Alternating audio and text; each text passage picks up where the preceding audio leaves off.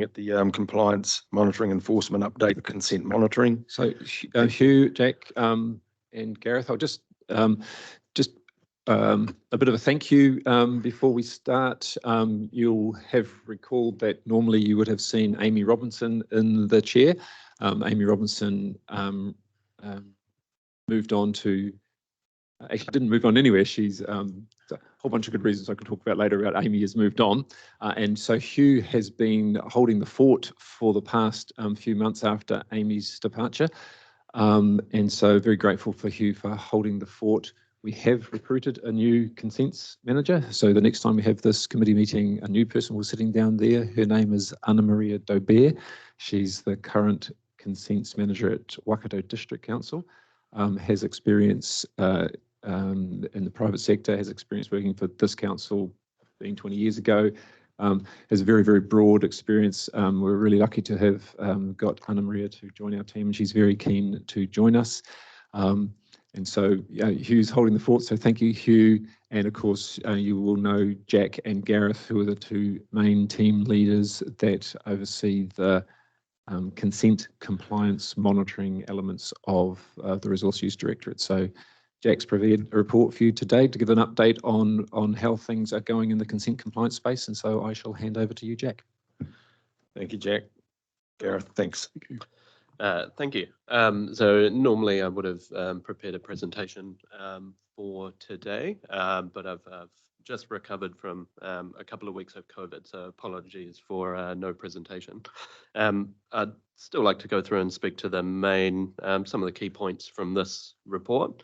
So this year we've increased our target for the number of sites that we intend to monitor this year. Those are our highest priority, so an increase of about 20% on what we did last year. And we, to the end of Q2, we're well on track, looking to achieve and hopefully exceed that target by the end of the financial year.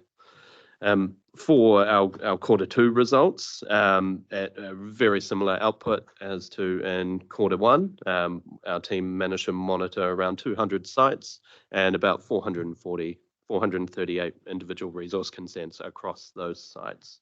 In terms of our compliance breakdown, we're generally seeing a good number fully compliant or in low risk. So that's our technical non-compliance relating to late reporting and those kind of issues rather than anything environmental.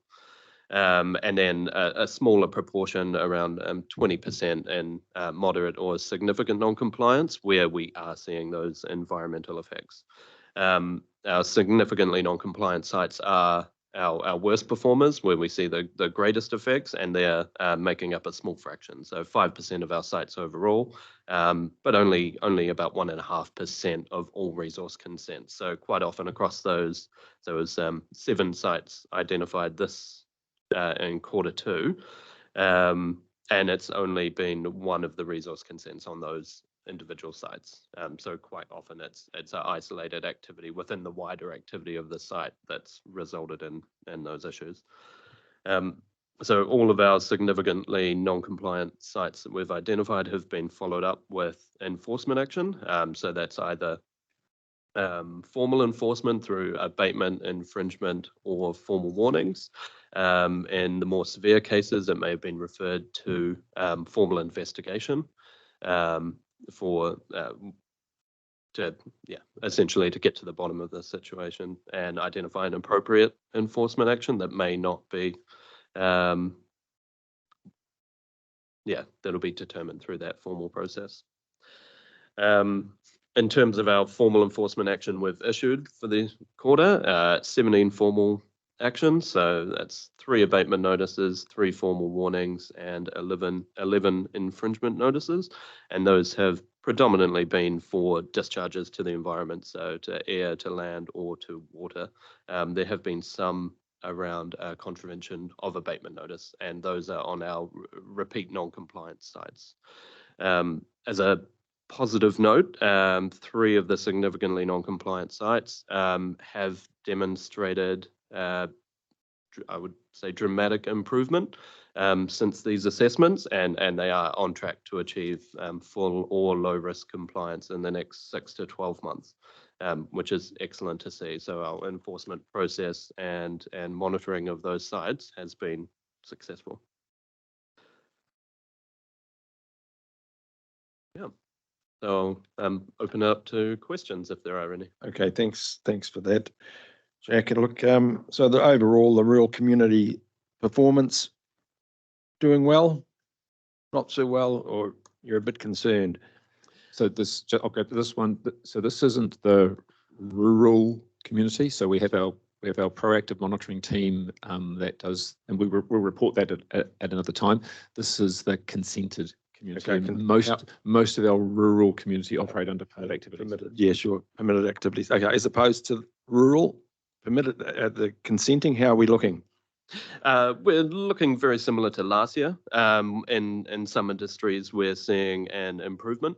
So in our dairy factory processing sectors, we are seeing an improvement in compliance. And public water supplies, we're also seeing an improvement in compliance. And in some other areas, we're seeing a drop in compliance for a number of factors. So our territorial authority wastewaters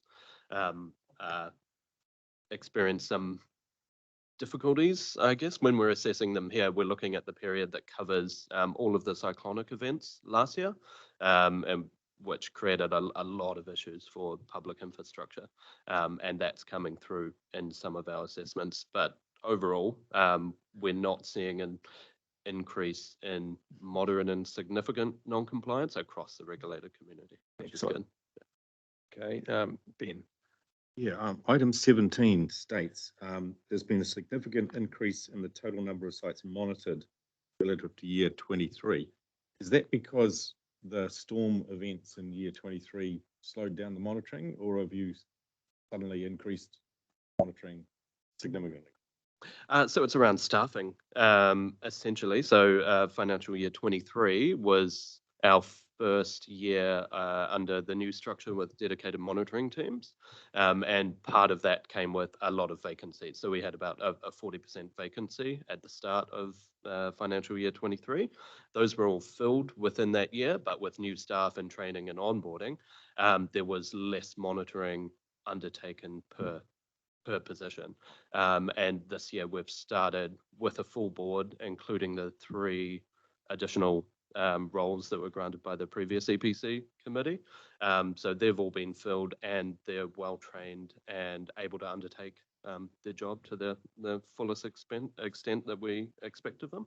And that's been the main driver between consistently higher levels of monitoring. And it's about double what we were doing in the same quarter in previous years. So it's good to see that the non-compliance has not grown significantly with more monitoring. Yes, yeah. So when we have fewer staff in place, we've always focused on our highest priority sites, which tend to be those poor performers. So what we'd expect to see is, as we widen our scope of what we're monitoring, that we see that moderate and significant non-compliance level either staying the same or proportionally or reducing as we get into more activities that we've assessed previously as low risk, and we would expect to be operating in general compliance or in full compliance with their consents. Thank you. I'll just add to that, Hugh, you might like to pop yours off just for a minute in case it goes off. But yeah, so a bunch of this is a reflection of this committee. So a couple of years ago, this committee heard that we have about 5,000 sites, probably 3,000, and that Jack and Gareth are looking after that under a consented regime. And we had the resources to monitor a proportion of those. And so we would prioritise the proportion. And this committee said, we'd like you to monitor a greater proportion, please. What would that take? And Amy reported to the committee to say we could monitor a greater proportion with these extra resources, and this committee then advocated for those through the council. And I think what Jack is reporting back is that now we're delivering on the promise that was made.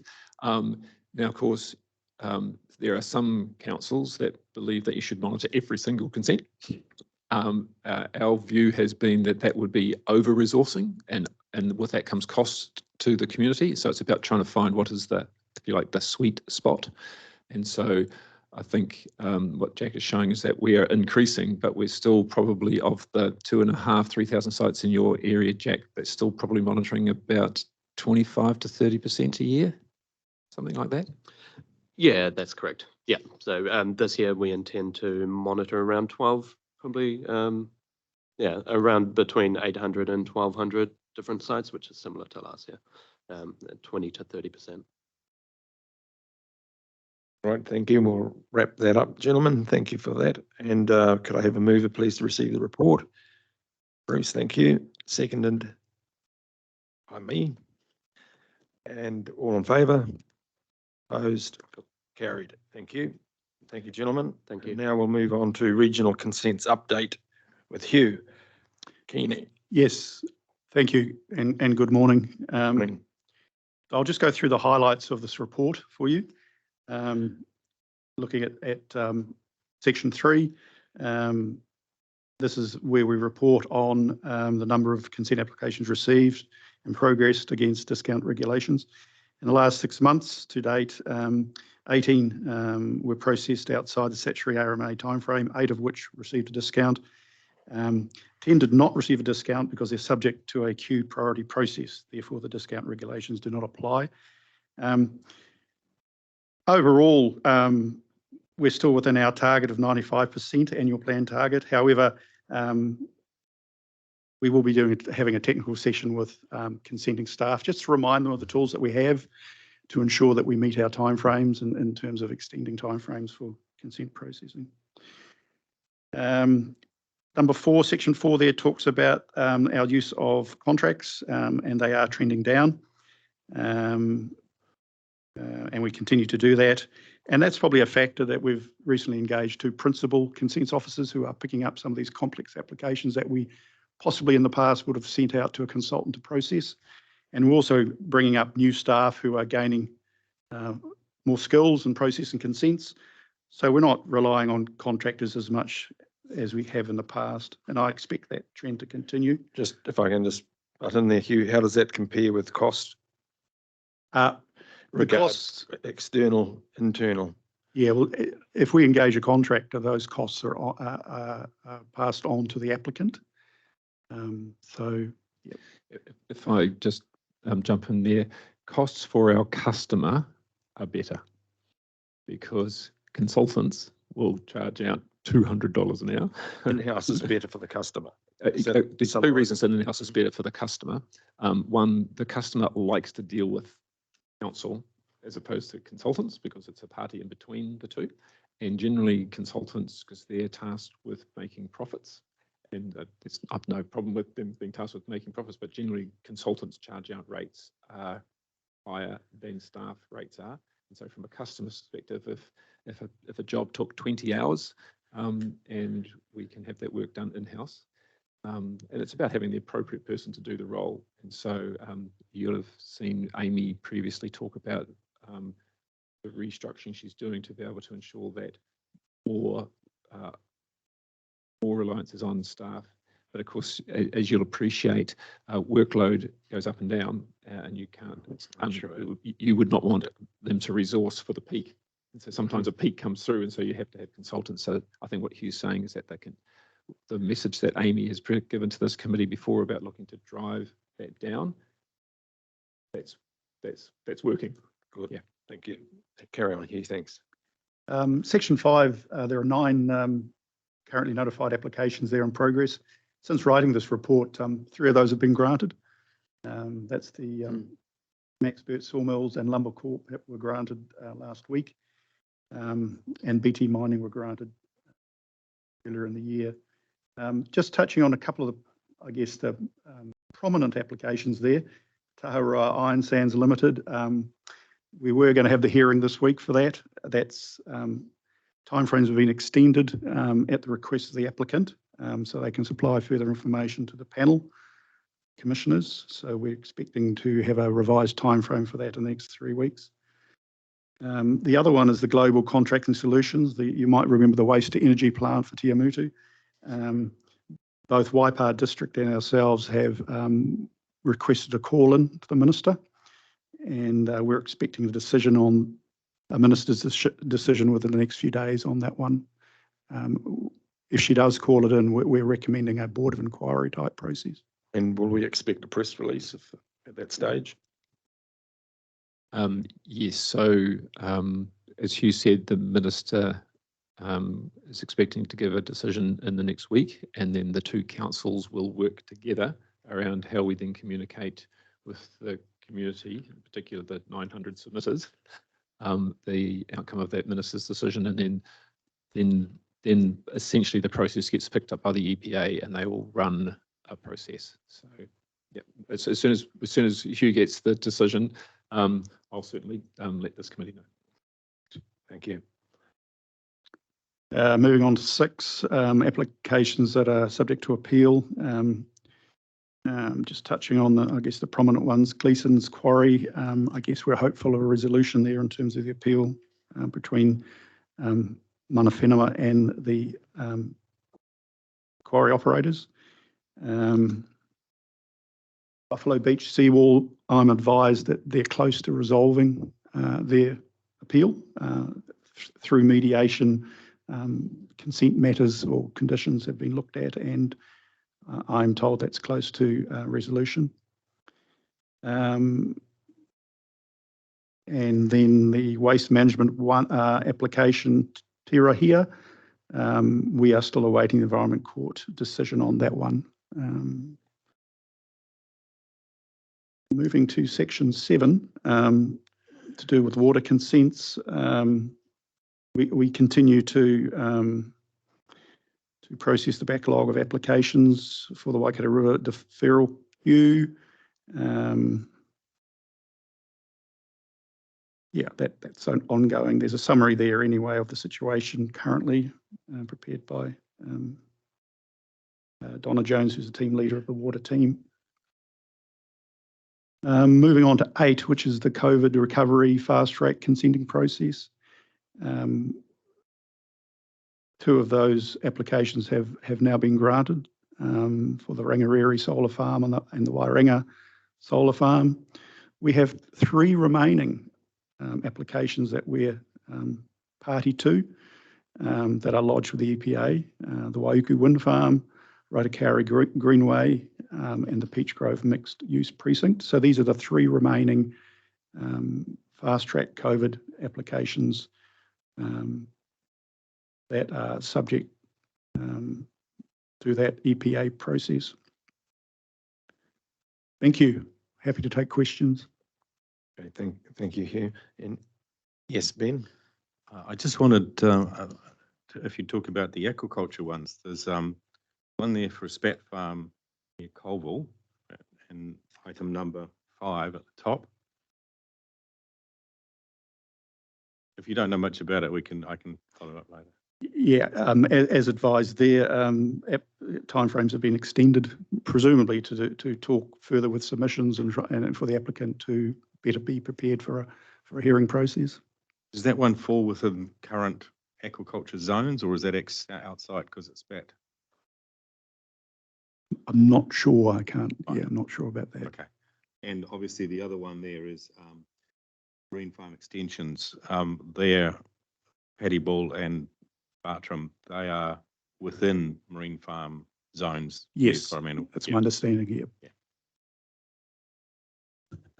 Councillor, if you're interested in a little bit more detail about those applications, we can get Kristen Atchison, who is one of our principals that is overseeing all of that. More than happy to give you 15, 20 minutes to just give you a little bit more information about those applications if it's of interest. Possibly when Warren's around too. Absolutely. If you get in touch, we can make a time. All right. Thank you, Hugh. Thank you.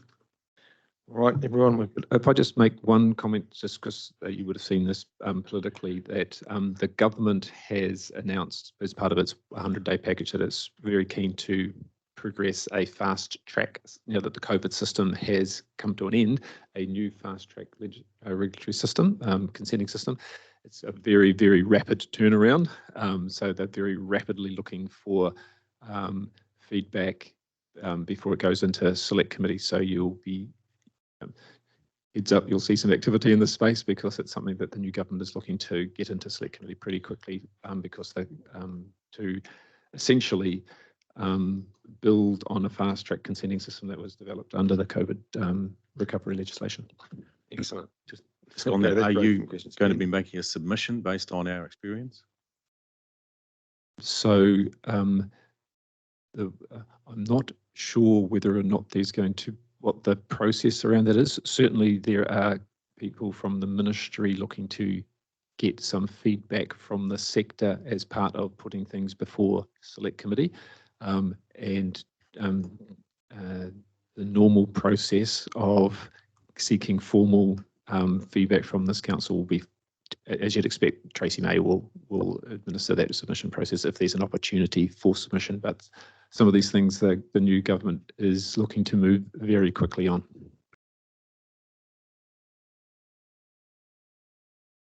Yeah, Pamela, thanks. Just following on from that, do you, Brent, or your team have any initial thoughts on how that fast tracking process has resulted in either more streamlined, effective approaches that still are protecting our not only the economic activity but also the environment within this region? Any initial thoughts you want to share with the committee? So I'm very conscious not to think of the council as the only player in regulatory decision making, because communities, iwi, catchment groups, everybody is if you like a player in that system, and sometimes there's risk that people may not have the opportunity that they might otherwise have for being able to have their particular view anticipated or considered as part of a fast track, because fast track, but there are obviously benefits in terms of timing. So there are some conversations happening around what is the end purpose, and if the end purpose is to avoid appeals to Environment Court and High Court, maybe there are other ways, if that's the problem, maybe there are other ways to achieve that, so while still ensuring that the democratic process for people, communities to have their say. So I say that as a general comment for the council. There are some advantages because somebody else runs the process and we don't have to run that process. We get the opportunity to input in certain parts to the process. Some of the challenges that we have is that we have a cost recovery policy, and where our staff are investing time into those processes to add to the outcome, is our council going to be paid for that so that our ratepayers aren't having to pick up that bill? And so all the things that you'd expect us to be reminding central government about around, we want to be involved, we want to represent our community, we want to ensure our policies are upheld in any decisions that they make, but not at the cost to our ratepayer, at the cost to the party who is wanting to use that natural resource. So like everything you'll hear, there are different perspectives on the pros and cons. Right. Yeah, hope that helped. Sure. I suppose that from my perspective, given that that consenting process is kind of at the heart of what we do as regional council, I hope we are strongly suggesting to the government that we are provided with an opportunity to share our experiences and our thoughts on this process as a way of ensuring positive outcomes, not just regionally, but nationally in these lines. So thank you for that. Yes, thank you, Pamela. All right then, thank you, Hugh. Could I have a mover, please, to receive the regional consents update report? Ben, thank you. Seconded by Bruce. All in favour? Opposed? Carried. Thank you very much. Right, moving on to item 10, update on farm implementation. And Tracy, welcome. So whilst Tracy gets herself set up, this is just an ongoing 3-monthly update of where things are at. We're in a bit of a state of what's the right word? Mm, Flux, not so much limbo, but a bit of flux, because the government has kind of alluded to the fact that it likes farm plans. It wants farm plans to be part of the system, but it's interested to see how it could be different. And it uses language around, more pragmatic and a bit more, interestingly, less central government, more devolved, which is quite interesting given that this council had PC1 and it was pretty much barreling along, delivering on something which had farm planning system in it, which was kind of overtaken or partly overtaken by central government. So we're quite interested in, we're watching very closely, but at the same time recognising that if we think about our lane and our purpose is around supporting our rural sector. And there's sorts of uncertainties around sort of stuff around the fringes, but if we remain on our purpose of what are we doing to support our sector, then we get to continue doing our work without having to be too concerned about the kind of the noise around the fringes. And so that's, so Tracy will just be just reaffirming what we're doing so that we continue with that purpose whilst we wait to see if there's going to be any movement around the edges. But we're not hearing anything which is saying that farm planning isn't going to be part of the system in future, that that's supported by the coalition partners. It's just exactly the detail. So over to you, Tracy. okay, thanks. Hi everyone, welcome. I'll take my report as read. So since I provided an update in November, we have had the Middle and Upper Waikato FMUs go live on the 1st of January. Interesting date when most of New Zealand would have been on holiday. And the West Coast South is now live.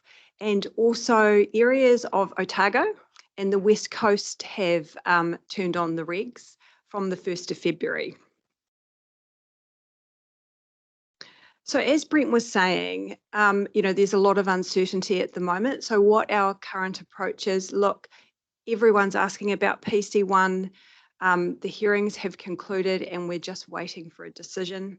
We're acknowledging that the new government is intending to make changes that are more pragmatic and cost effective, but we are continuing supporting our region. And how we're doing that is we're continuing training developers, certifiers and auditors. We are getting demand from people who want to be auditors to continue with the process. And the information that we are reinforcing are things that are good for environmental best practice. We are compiling CCCV. Again, this is all really good information, no matter what happens with the regs. And we're working with our industry stakeholders to find out what support they would like us to provide. So I thought you'd be interested to see our pipeline. So it probably won't surprise you that we haven't had many new people enter the certification system, but we have had quite a few people that want to be developers. So these are the people that will develop the farm plans for people, but they're not going to certify it. And how we provide support for these people is they can undertake our regional training. It costs $20, but there's no assessment component for this.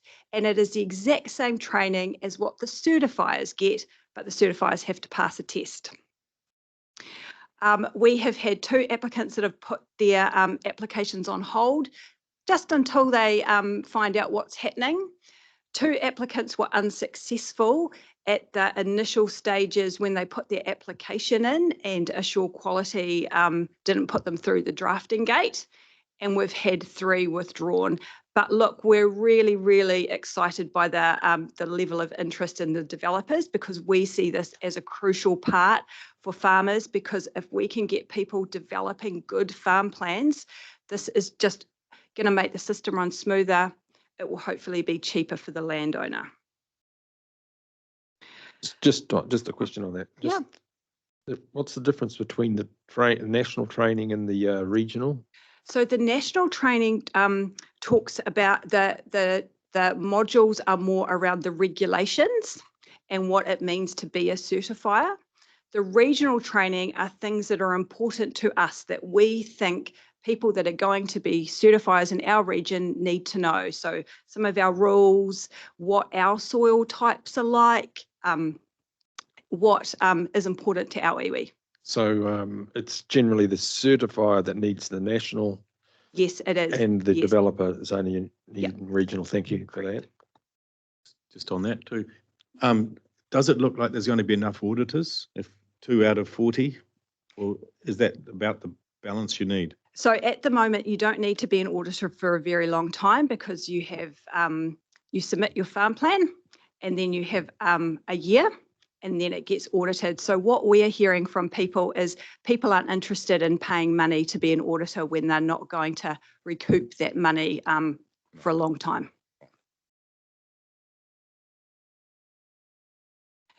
So since November, we've had 4 on-farm days. So you can learn a lot from an online course, but we really want our certifiers and our developers to be on farm talking in real life situation and just really reinforcing all of that information that they've got online. And what we're doing is if a larger organisation wants us to run a bespoke on training day for them, we will do that. So you'll see that we've had 2 for Balance and Fonterra. This has been a mix of people that want to be certifiers and want to be developers. And then independents. And by independents, I mean those people that are going through the system and they might be in a business of just one or a couple. So we're trying to be really responsive to what our customer wants. We've got 5 on-farm days scheduled between now and May. So Open Country Dairy and Parent Ag are really keen to get involved, and some more for the independents. And what we're finding is actually having that mix of developers and certifiers is really, really good because it gets the discussion flowing. And we have extended that invitation to others. So we have a dry stock sector committee, and we have said to them, if they are interested, we will run more days for them. And again, even though these organisations and people know that there is uncertainty with the regs, they are requesting that they have these days because they see the benefit of them. So look, we're connecting with our stakeholders in lots of different ways. As I've talked about the training, we have our dry stock sector working group because, you know, I've mentioned this a lot. They need our support and we want to know the best way to do that. We're working really closely with the MPI on-farm support team. This is a group of people that are out and about with farmers and are seen as really valued. We are running a training day for them in a couple of weeks just to talk through some of the rules that we have.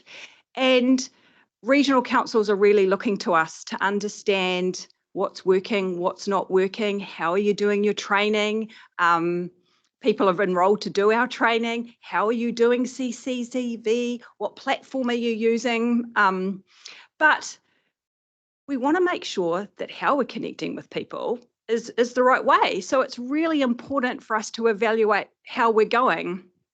So we do little evaluations after events, but we did a survey in December to people that we connect with a lot, just to check in to make sure we thought we were doing a good job, but it came back that 91% of the respondents rated us as good as excellent after engaging with us. They had some really good tips on how we could improve things, and I will share more findings at the next EPC with you. Excellent. And that's it. That's it. Okay. Really happy for any questions. questions from the floor? Councillor Kneebone online, thanks. Oh, thanks, Clyde. Yeah, no, hey, thanks, Tracy. No, look, that's all really positive messaging you've given us, so thanks for that. Just so those numbers, I initially, when I first saw them, in terms of people that are going through the certifying process, etc., seemed a little bit low, but you seem quite positive. So they're pretty much in line with your expectations, particularly given the little hiccup we're going through with the change of government. Yes, I think so, because it's still early on and we have had a lot of people indicate to us that they are keen to be certifiers, but they just want to wait for things to be a bit more settled. And also, Yeah. we don't have the demand yet for farmers who want to have their plans certified. Yeah, okay. No, cool. Oh, no, thanks for that. Good report. Yeah, cheers, Claude. So Yeah, Stu, if I can just add to that, so, and I'm just conscious that we present reports and we presume that you'll remember everything that's in our previous reports. So remember, for the first area that was live, which is the Waipa, it's not till February next year that they have to submit a plan for certifying. And so and that's our first year, and these other areas that have turned live, they're 18 months from the date that they turned on. So it was turned on in January, it's August, or however long 18 months is from there. And so naturally, people are spending their time preparing, but as soon as you ask somebody to certify, you have to start paying them money. And so, as Tracy's saying, to be a certifier, the certifier has to pay the national system a bunch of money to be a certifier. So you can see how people are saying, well, I will spend the money to be a certifier in time for there being a workload of work coming through for me to certify. But the thing that we're really encouraged by is the number of people who are interested going through the training, because this isn't happening in other places around the country. And as Tracy says, irrespective of the farm planning system, it's great that we have a whole bunch of people that want to train, that want to work together for the purpose of being able to support our farmers. And irrespective of the system, the more knowledge that people have that walk up the farm gate to support farmers, then the better that is for our farmers and our regional economy. Thanks, Tracy. Yeah, and it seems to me that the earlier we can get this process underway, the less of a spike we're going to have in terms of a rush of farmers wanting these services to become compliant, yeah, so, and of course we've got PC1 coming as well in terms of, which is relatively generic, I know, but at the moment, but yeah. No, thanks, Brent. Okay, thanks, Stu. Ben? Yeah, it was just to follow up on that spike question. Obviously, Stu will be more involved in this with Waipa, but how many in total farms will need to do freshwater farm plans by February next year? And will the government's changes mean the spike gets all stacked up towards the end? So there's 1,800 farms in the Waipa that will need plans. And Segmented the, yeah.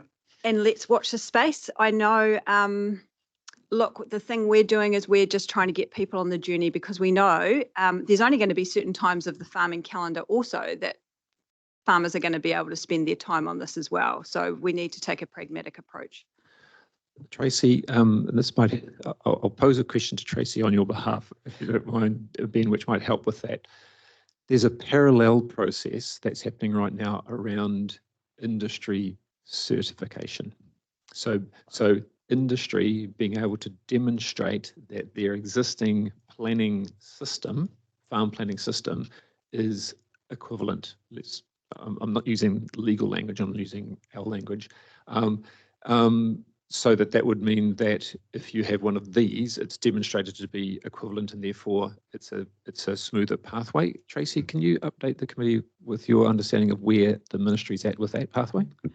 So the ministry is working with the likes of Fonterra with the Tiaki plan and others to see what the alignment is. And it's important that there's going to be a national approach. So what we accept in this region is what's going to be accepted in other regions. And the ministry is going to be providing guidance to the council on that. Yeah, so in terms of PC1, that's also kicking in the middle of the year, unless there's appeals. Will that impact on farm plans for the Waipa? So we are very keen for farmers not to have two plans. And so as soon as a decision is made, we will be looking at how we can align it to make it as simple as possible for farmers. So it looks like there'll be a busy time, August through February, and it'll be a 6-month rush period. You've hit the nail on the head, Councillor, and you'd have heard Tracy and her team previously talk about how our advocacy with the government around the timing of the rollout was to link it in with PC1, so farmers engaged once, not having to come and then go and then come back again.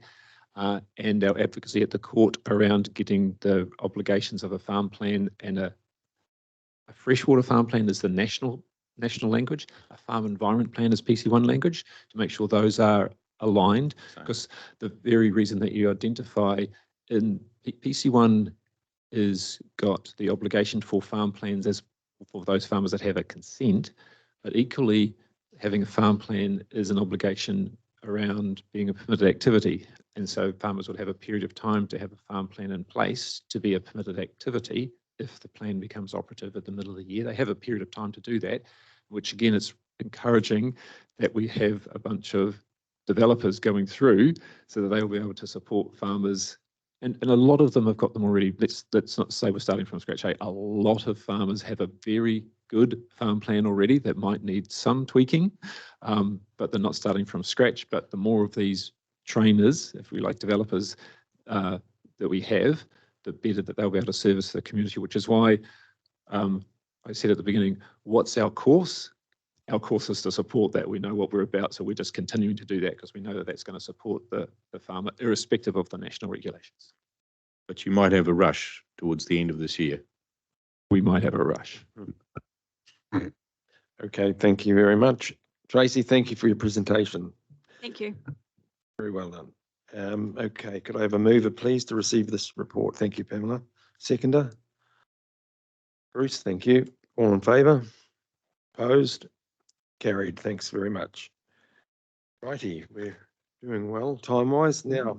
I was going to say, you are doing very well time-wise, and I know that the next two papers are going to be pretty full-on information sharing about some, because I'm very interested myself in listening to them. Just wondering whether or not, given that you're on time, whether or not the councillors might like to take 5 minutes for a quick glass of water, toilet break, or you want to plough straight into the report, the next two reports. Fiver? We'll take a 5-minute recess. Thank you. See you back in, sorry, gentlemen, see you back in 5 minutes. 22, please.